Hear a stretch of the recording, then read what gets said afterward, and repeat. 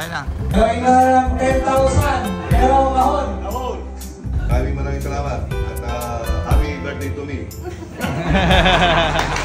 Happy birthday nga sa tito kong Pogi na si Tito Edmar. Wala nga kaming maisip na regalo. Magpapagawa sana kami ng cake kaso hindi na daw aabot. Kaya nag-DIY na lang kami mag-asawa para masorpresa yung tito ko. At ito na nga, labas na yung anak ko yung regalo at pupunta na kami. Happy birthday Tito Edmar. Mamaya-maya nga lang nandito na tayo sa bahay nila tito at nauna na naman tayo syempre. Nagsisidatingan pa nga lang yung mga bisita ni tito dahil medyo maulan. Yan na nga, pinuntahan niya na kagad si Sophia at paboritong-paborito ni tito yung anak ko na yan. Syempre meron pang live band si tito dito. Ayan, sobrang relax ng mga inuman nila dito at paramihan na rin sila ng parami nagiinuman. At ito na nga yung napakalaking red label, tumahan pa ng lechon. Ay talaga napaka-solid ng mga handa ni tito. Siyempre andito rin si Uncle Marlon at saka si Kuya Pando, mga kaibigan ni Tito Edmar at mga kababata niya rin. Daming ang pusa ni tito dito. Siyempre hindi papahuli yung lola ko ay bumanat na ng lechon at talagang balat na naman kagad ng sinakmol. Daming handa ni tito. Mamaya-maya nga lang nagsasayawan na sila ni Tita Nancy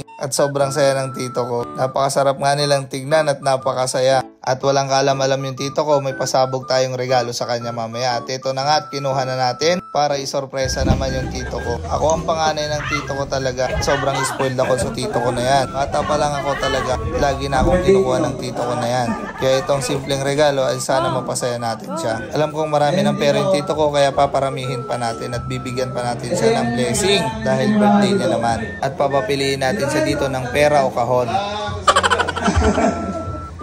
Ito dito, pagtawaran ko na naman.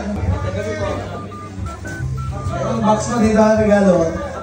Tatawaran ko ng 2,000. 2,000. O gawin na natin 6,000. Akin yung box sa'yo itong taas. Kahon! Pera o kahon.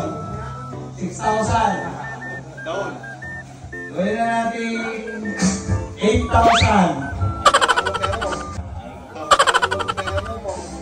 Dito, 8,000 pero kahon. Kahon pa rin. Gagawin na lang 10,000 pero kahon. Kahon talaga. Tingnan mo na, sabihin mo kung may next price ha. Ano dito? Pero kahon 10,000 lang. Pera o kahon. Ito, kailangan mo to. Yan ang iniisip ko kahon sa'yo.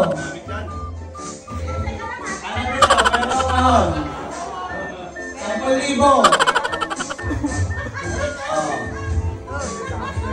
Pera o kahon? 10,000. Pera o kahon?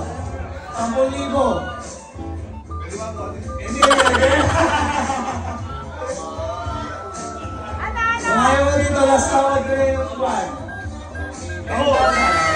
Buksan mo na dito. Ganyan na lang ito.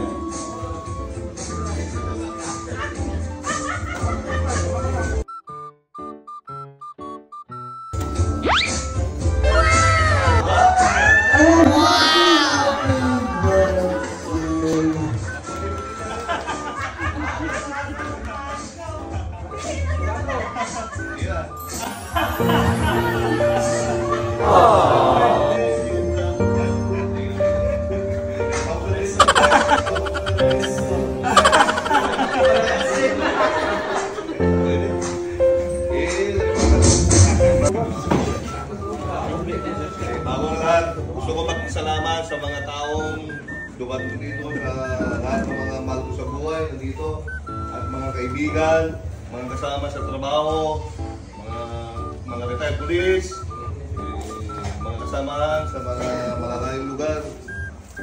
Salamat at nakarating kayo rito. Maraming salamat at happy birthday to me.